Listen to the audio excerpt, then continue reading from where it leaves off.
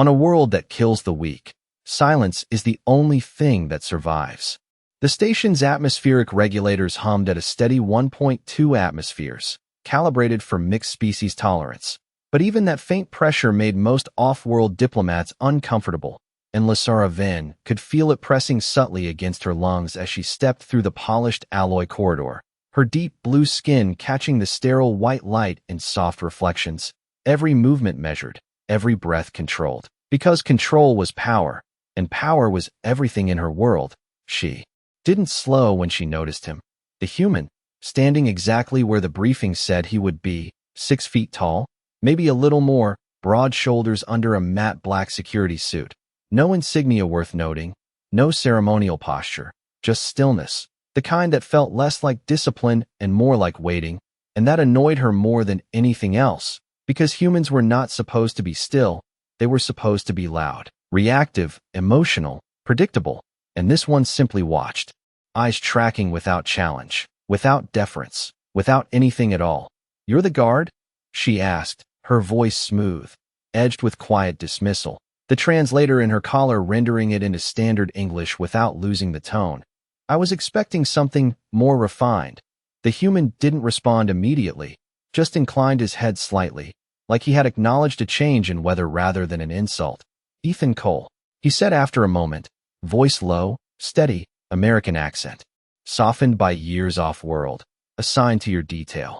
Nothing more, no justification, no attempt to impress, and that silence, that lack of performance, pressed against her more than the station's atmosphere ever could. She moved past him, expecting him to fall into step behind her, and he did, but not quite like the others she'd commanded before. His footsteps were quieter, his presence less intrusive, and yet somehow more constant, like gravity you stopped noticing until it shifted. The chamber doors ahead parted with a soft hiss, revealing the diplomatic hall beyond, temperature precisely set at 68 degrees Fahrenheit.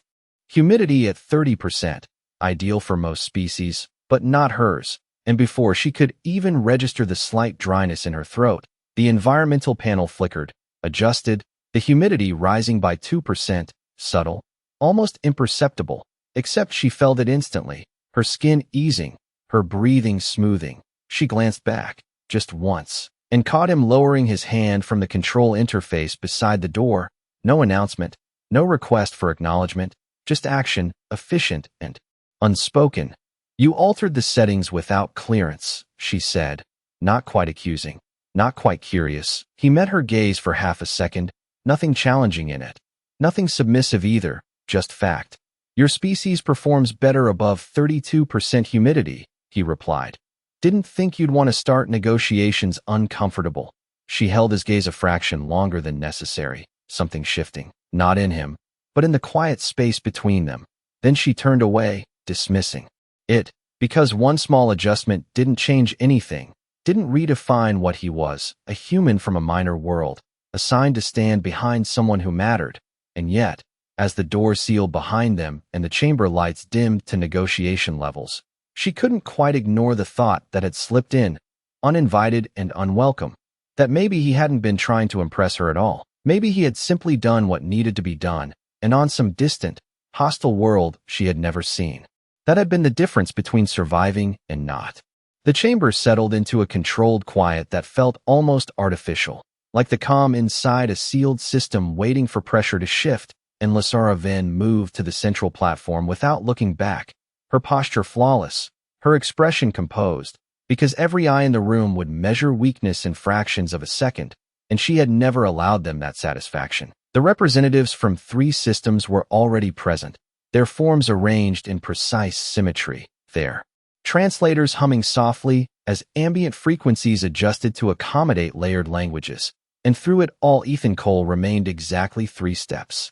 Behind her right shoulder, not close enough to intrude, not far enough to be irrelevant, just there, constant, like a fixed coordinate in a shifting map. She began the opening exchange with practiced ease, voice steady, tone balanced between authority and diplomacy, outlining trade routes, resource allocations, mutual boundaries, each word placed with intention, yet even as she spoke she could feel it, a faint irregularity in the air, not enough to trigger alarms, Not enough for the station systems to react, but enough to register against her senses, a subtle dryness returning, a fluctuation in temperature barely a degree, the kind of change most species would ignore. She did not. Her eyes flicked briefly to the environmental display embedded in the far wall, readings still within acceptable parameters, nothing officially wrong, and yet something was not right.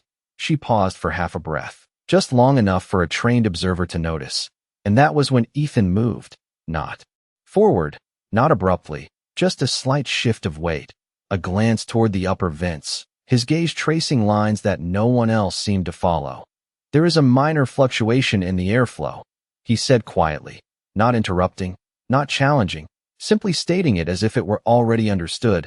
One of the alien delegates tilted their head, their multi-lensed eyes narrowing with mild irritation. Our systems are functioning within optimal range, human. The translator rendered, tone clipped. Dismissive. Lasara did not look at Ethan this time, but she listened, because the first adjustment he had made had not been a coincidence, and there was a pattern forming, faint but undeniable, optimal for averages. Ethan replied, voice even. Not for stress thresholds. He did not elaborate, did not attempt to justify further, and for a moment nothing happened. The systems continued their steady hum. The delegates remained composed. The negotiation resumed, but Lasara felt it again, that subtle imbalance, not enough to disrupt her speech, but enough to exist, and existence was all that mattered, because problems did not announce themselves until it was too late. She finished her sentence, then lifted one hand slightly, a signal that paused the room without breaking protocol. Increase humidity by 3% and recalibrate airflow distribution across sectors 2 and 4, she said, tone neutral, as if she had intended the command from the beginning. The station complied instantly, a soft shift in the air, barely audible, but tangible. The dryness eased, the temperature stabilized, and for a brief moment the room felt balanced again. One of the delegates made a quiet sound, something between acknowledgement and surprise, an unnecessary adjustment. They remarked, though there was less certainty in it now. Lasara allowed herself a single glance back, not enough for the others to interpret, just enough to confirm. Ethan had not moved again, had not reacted, his attention already scanning the perimeter, as if the correction had been inevitable, as if the imbalance had never been a question. And that was when she understood something she had not expected to understand, that he was not reacting to the room the way the others were. He was reading it differently, not as a controlled environment, but as something that could fail, something that could shift, something that could turn, and in that awareness there was no hesitation, no assumption of safety, only quiet preparation. Lasara turned forward again, her voice resuming the negotiation without missing a beat, but the rhythm had changed, just slightly. Because now, somewhere beneath the structure of diplomacy, beneath the layers of protocol and expectation, there was a new variable she could not ignore, not because he had proven anything, but because he had not needed to. Control is an illusion when the system decides otherwise. Lasara then thought as the chamber lights dimmed another fraction, subtle enough that most would ignore it, but not her, and not him. The hum of the station shifted pitch by less than a decibel. Yet Ethan Cole's head turned slightly, not toward the delegates, not toward her, but toward the ceiling where the ventilation grid met the structural beams. His eyes narrowing just enough to register calculation, Lasara continued speaking, outlining the final terms of the agreement, her voice steady, her posture unchanged, but her awareness had split, one part maintaining diplomacy, the other tracking the same quiet irregularities he seemed to sense instinctively. Energy distribution is fluctuating, Ethan said under his breath, low enough that only she could hear, not a warning, not an alarm, just a fact placed into the air like a marker. She did not acknowledge him openly, but her next sentence slowed by half a beat, enough time to consider, enough time to observe the wall. Displays flickered for a fraction of a second, then stabilized. One of the delegates shifted in their seat, their external sensors likely catching the same anomaly now. Station control confirms all systems are stable, another representative stated, their translators smoothing over the slight tension in their tone. Lasara's gaze moved briefly to the central console, readings still within acceptable thresholds. No official cause for concern, and yet the room felt different, the balance they had. Restored earlier beginning to slip again, not dramatically, not dangerously, just enough to matter. Ethan took one step forward, breaking the perfect symmetry of his assigned position for the first time. The movement subtle but deliberate. Stability does not mean safety, he said quietly, still not addressing the room. Only her. It just means the system has not failed yet. The words lingered, not confrontational, not emotional, just precise, and something about that precision unsettled her. More than any raised voice could have. She had spent her entire career trusting systems, protocols, controlled environments, because they were designed to prevent failure. But he spoke as if failure was not an exception, as if it was the baseline waiting to happen. Explain, she said, just one word, controlled, measured, enough to grant him space without yielding authority. Ethan's gaze moved across the chamber again, tracking invisible lines, airflow patterns, thermal gradients, pressure, variances, things most species relied on instruments to interpret. Load imbalance, he said. Power is compensating across sectors too quickly. Something upstream is drawing more than it should. One of the delegates let out a soft, dismissive sound. Speculation, they said. Our systems are designed to adapt. Ethan did not look at them, did not respond to the challenge. His focus remained on Lysara, because she was the only one who mattered in that moment, the only one who could act. On my world, he continued, voice steady. Systems that adapt too fast are usually hiding something breaking. There was no arrogance in it, no attempt to prove superiority, just experience stated without embellishment. Lysara felt the weight of that statement settle into her thoughts, not because of the words themselves, but because of the way he said them, like he had lived through it, like he had seen what happened when people trusted stability too much. The chamber fell into a brief, fragile silence, not the dramatic kind, but the quiet pause where decisions form.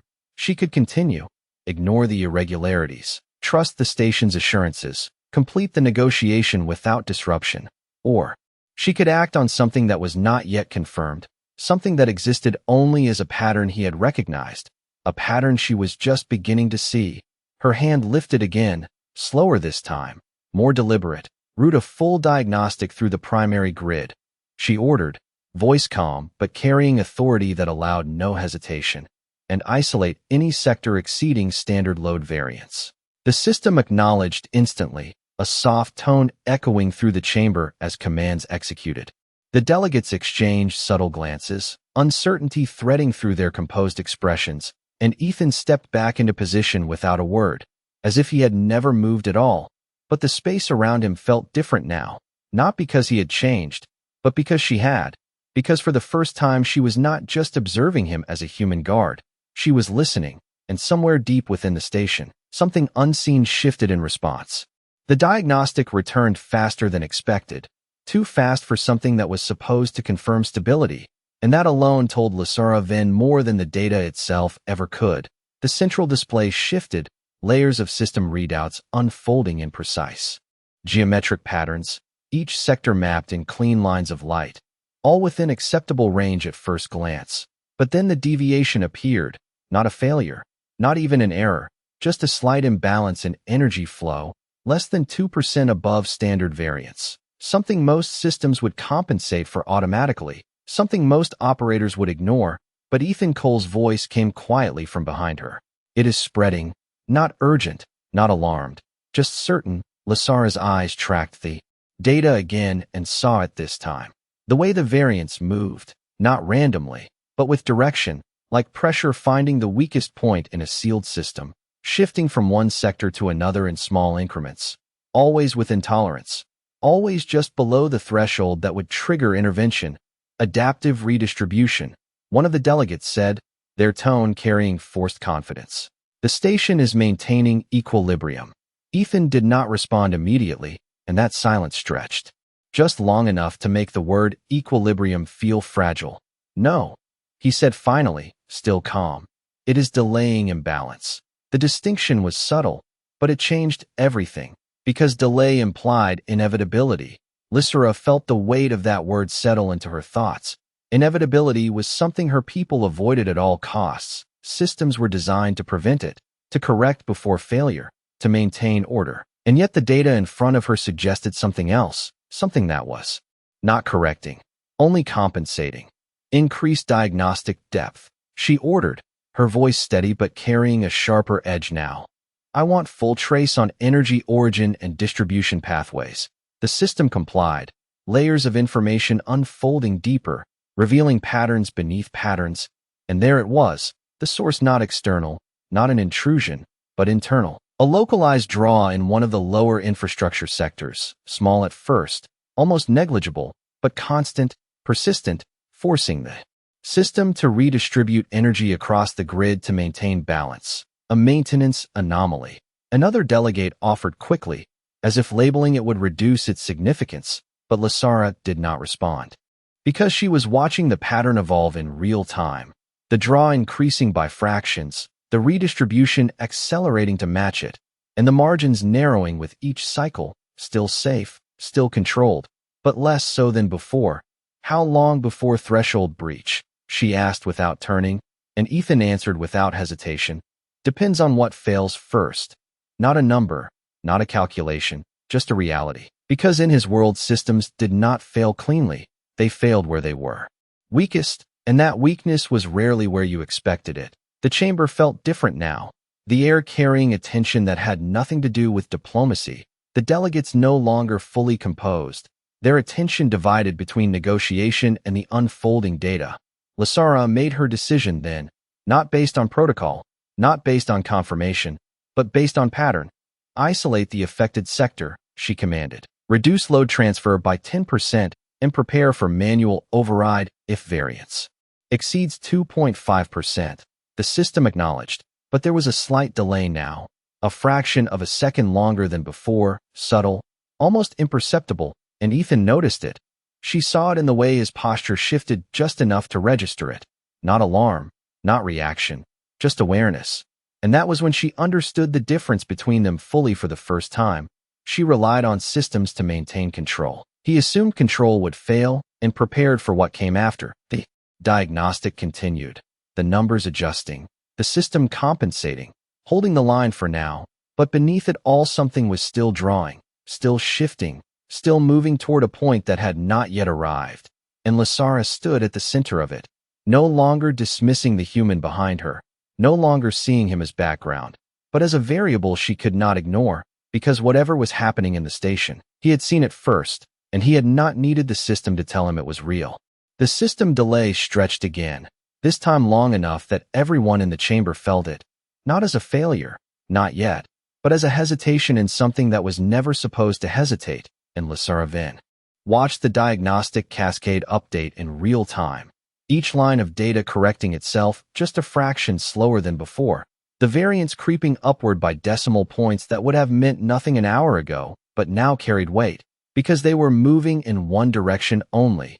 Load redistribution is approaching limit tolerance, the station announced in a calm, neutral tone, as if stating the weather. But there was nothing neutral about the way the numbers continued to shift. The delegates began to adjust in their seats, subtle movements, recalculations behind their eyes, because diplomacy depended on control, and control depended on the assumption that the environment itself would not become a variable. Lasara did not move. Her posture remained composed, but her focus had shifted entirely, no longer on negotiation, but on the system beneath it, the invisible structure that was beginning to show strain. Sector isolation complete, the station added, and for a brief moment the readings stabilized, the variance holding just below the threshold she had set. A fragile equilibrium that felt more like a pause than a solution. Ethan Cole spoke again, quieter this time, but closer, just enough that she could hear him without turning. It is not the sector, he said, and she felt the truth of it before she processed the words, because the pattern did not behave like a localized issue. It behaved like something being forced through the system, something the station was trying to accommodate rather than eliminate. Then what is it? She asked, her voice low, controlled, not a demand, but a calculation. Ethan did not answer immediately, his gaze moving across the chamber, past the walls, past the visible infrastructure, as if tracing connections that were not displayed. A draw that adapts, he said finally. Every time the system compensates, it learns where to pull next. One of the delegates reacted to that, a slight shift, a ripple of disbelief passing through their posture. Systems do not learn, they said, their translator smoothing the sharpness of the statement. Ethan's expression did not change, not intentionally. He replied, and that distinction settled into the air like a weight. Because unintentional patterns were harder to predict, harder to control, Lasara's mind moved quickly now, aligning his observation with the data in front of her, the way the variance shifted, the way the redistribution accelerated, always just ahead of the system's response, always staying within limits, always avoiding detection thresholds. It was not random, it was not static. It was dynamic in a way that systems were not designed to handle. Redirect power manually, she ordered, her voice carrying a new level of precision. Override automated compensation and hold distribution constant across all sectors. The system paused, a longer hesitation this time, as if processing the command against its own parameters, then complied. The flow of energy stabilizing artificially, forced into a uniform pattern, and for a moment everything held. The variance stopped moving, the numbers froze in place, not improving, but not worsening either. The chamber fell into a deeper silence, one that was no longer procedural, but anticipatory, because everyone understood, even if they did not say it, that this was not resolution, it was containment, and containment only worked if the pressure did not increase. Ethan shifted slightly behind her, not forward, not back, just enough to adjust his stance, and she realized then that he was not watching the data anymore. He was listening to the station itself, the hum, the vibration, the subtle cues that systems gave when they were under strain, things no display could fully capture. How long? She asked again, quieter now, and this time he answered differently. Long enough to decide, he said, and that was when she understood that the situation had already moved beyond control, beyond standard response, into something else entirely, something that required a choice rather than a procedure. And as the station held its breath around them, Lasara Vin realized that for the first time in a controlled environment, she was no longer relying on the system to tell her what to do, she was relying on him. The stillness did not feel stable anymore. It felt held, like something beneath the station was pressing upward against the limits of control, and Lasara Vin stood at the center of that pressure with the system frozen in forced balance. Every sector locked into uniform distribution, every automated correction suppressed by her command. And for a moment it worked. The numbers held. The variance stopped moving. The chamber air settled into an artificial calm that no longer felt natural. It felt imposed. Ethan Cole did not look at the display, did not check the readings. His attention was elsewhere, his head tilted slightly as if listening to something deeper than sound. The low hum of the station had changed again, not louder, not softer, but tighter, like a system carrying strain it was not designed to carry for long. It is building, he said quietly. And this time there was no need to explain what he meant, because Lasara could see it now in the way the system lagged behind itself, the microsecond delay stacking, the energy flow resisting the imposed uniformity, trying to shift, trying to redistribute, but held in place by override. Release control gradually, one of the delegates suggested, their tone measured but edged with concern. Allow the system to correct naturally.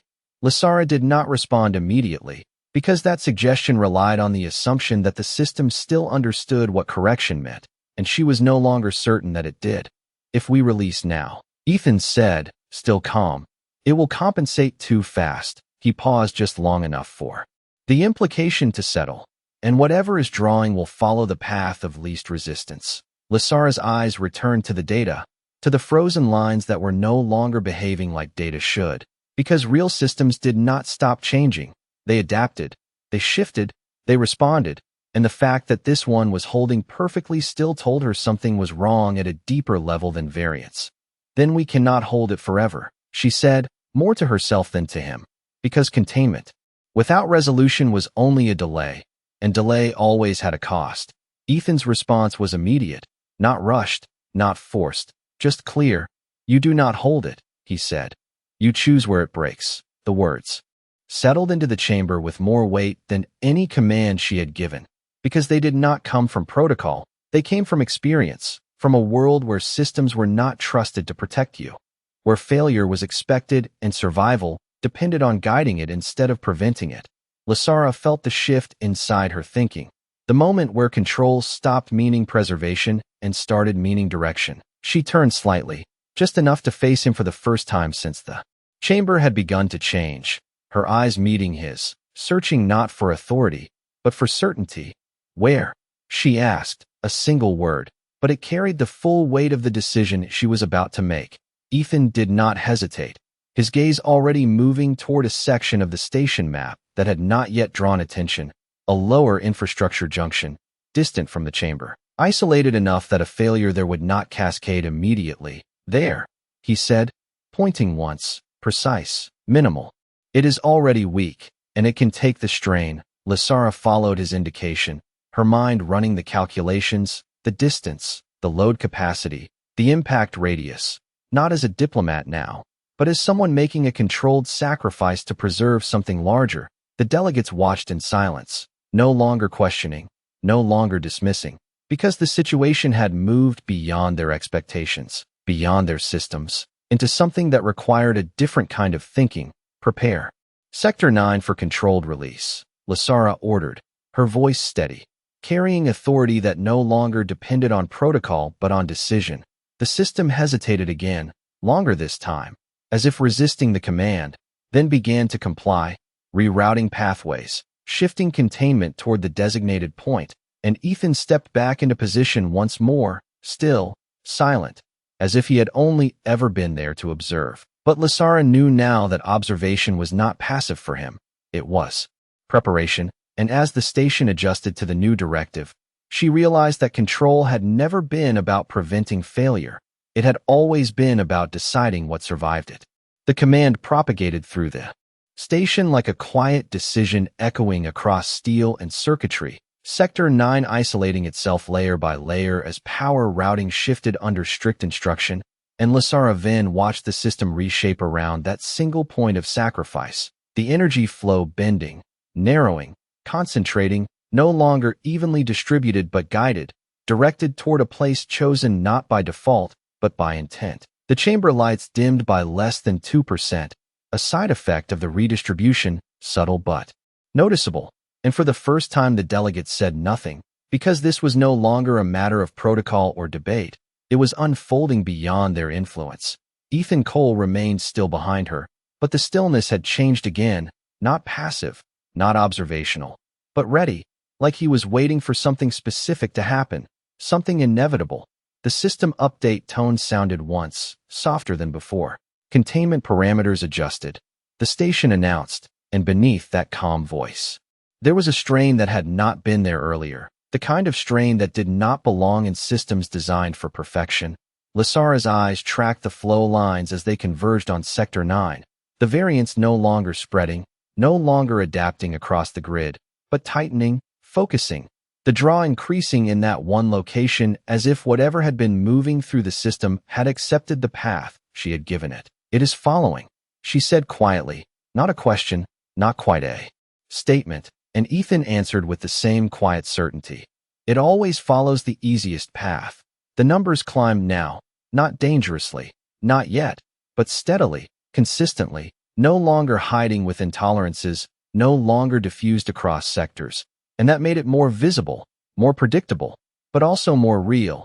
The chamber air felt heavier, not in pressure, but in awareness. Every individual present understanding that something was reaching a point, even if they did not fully understand what that point would bring. Prepare for release threshold, Lasara ordered, her voice steady, because hesitation now would undo everything they had redirected. The system responded with a brief delay, then acknowledged, threshold parameters set, and for a moment everything aligned. The flow stabilized at the edge of tolerance, the convergence complete, the station holding its breath in a way that felt almost organic, as if it understood what was about to happen. Ethan shifted one step closer, not enough to break form, just enough that his presence registered more clearly at her side. When it goes, he said, it will be fast. There was no urgency in his tone, no fear, just timing, and Lasara understood that he was not warning her to stop. He was preparing her to act without delay. Her gaze remained fixed on the Sector 9 display, the numbers ticking upward in small increments, 1.8, 1.9, 2.0% above baseline, still controlled, still within the margin she had allowed, but approaching the line she had drawn, and lines mattered, because once crossed, they defined what came next. The delegates watched in silence now, no longer questioning, no longer offering alternatives, because the situation had moved beyond discussion into execution. Hold, Lasara said softly, not to the system, but to herself, to the moment, to the decision that had already been made. The numbers reached 2.3%, then 2.4, and the system tone changed again, a subtle shift in frequency that indicated escalation. Approaching release threshold, it announced, and Ethan's voice followed immediately after, just one word, perfectly timed. Now, Lasara did not hesitate. Her hand moved, command issued without pause. Initiate controlled release. The system responded instantly this time. As if it had been waiting for permission, the convergence point in Sector 9 spiking for a fraction of a second before stabilizing again. The energy dispersing through the designated pathways instead of forcing itself outward unpredictably. The numbers dropped, slowly at first, then more steadily, the variance decreasing, the strain easing. The chamber lights returning to full intensity, the hum of the station smoothing back into its original rhythm. And for a moment there was nothing, no alarms, no failure, just quiet, real quiet. Not the artificial stillness from before, but something earned, something that remained after pressure had been redirected and survived. Lasara exhaled slowly. Not relief, not yet, just acknowledgement, and she turned her head slightly, just enough to look at Ethan Cole again. Really look this time, because what had just happened had not come from the system, it had come from understanding something the system could not account for. And in that silence that followed, she realized that the most dangerous part of the situation had not been the imbalance itself, but how close they had come to trusting that it would fix itself. The silence that followed did not feel like an ending. It felt like a system recalibrating after something it had not expected to survive. And Lasara Vin remained where she stood, her posture unchanged, her breathing steady. But her perception of the chamber had shifted in a way that could not be reversed. The displays confirmed stability now, every sector returning to baseline, energy flow normalized, variance reduced to less than 0.5%, well within acceptable parameters. And yet she did not trust it the same way she had before, because she had seen how easily stability could be simulated, how quickly control could become assumption. The delegates began to move again, subtle at first, small adjustments in posture, a quiet clearing of tension that none of them would openly acknowledge. One of them finally spoke, their voice measured, carefully neutral. The system has corrected, the translator rendered, but there was a hesitation in the phrasing, as if even they were unsure whether that statement was entirely accurate. Lasara did not respond immediately, her eyes still on the data, still watching for movement that might not come, and behind her Ethan Cole had returned fully to stillness, his presence once again aligned with the role he had been assigned, 3 steps back, silent, unobtrusive, as if nothing had changed at all, and that contrast struck her more than anything else, because everything had changed, just not in a way that the room could quantify. No, she said finally, her voice calm, precise, carrying across the chamber without force. We corrected it. The distinction settled into the air with quiet weight, because it redefined what had just happened. It was not the system that had resolved the imbalance. It was a decision, a choice made before failure, guided by something outside the system itself. The delegates exchanged glances, subtle, controlled, but no longer dismissive, because they had seen it too, even if they did not fully understand it. Then we proceed, another representative said. Returning to the structure of negotiation, because structure was familiar, structure was safe. Lasara inclined her head slightly, acknowledging the continuation, but her focus had shifted in a way that would not return to its previous state.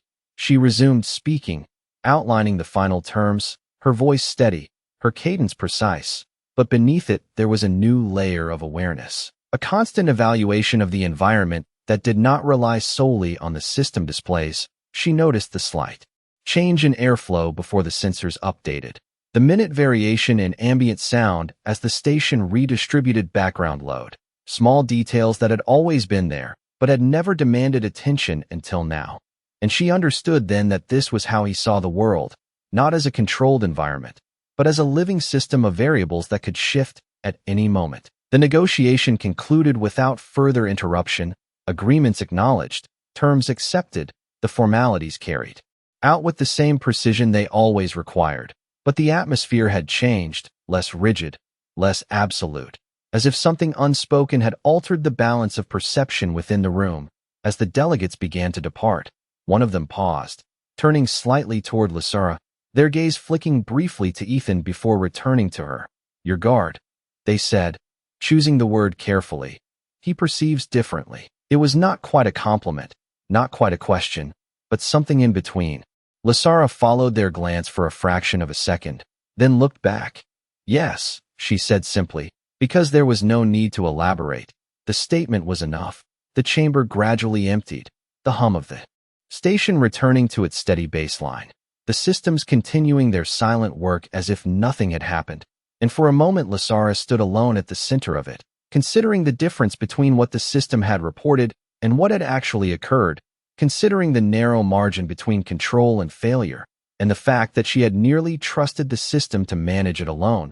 She turned then, fully this time, to face Ethan Cole, studying him without pretense, without dismissal, because the assumption she had made earlier no longer held any weight.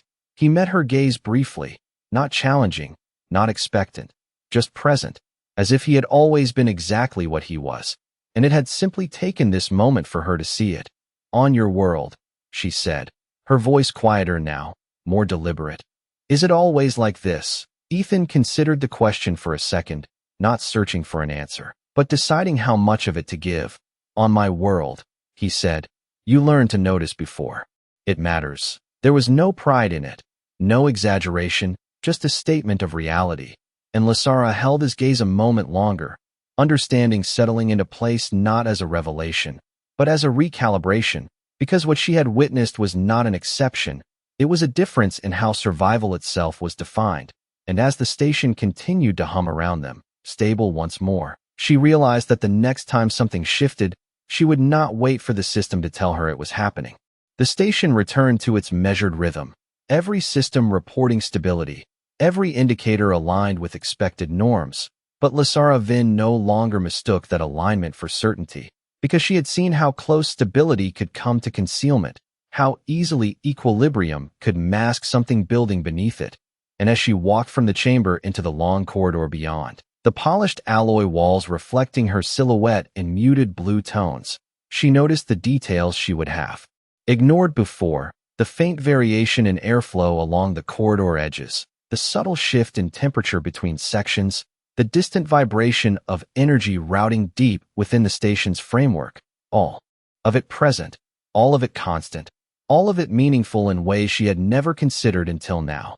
Ethan Cole followed at the same distance as always, 3 steps behind, silent, consistent, but no longer invisible to her perception, because now she understood that his silence was not absence, it was awareness held in reserve.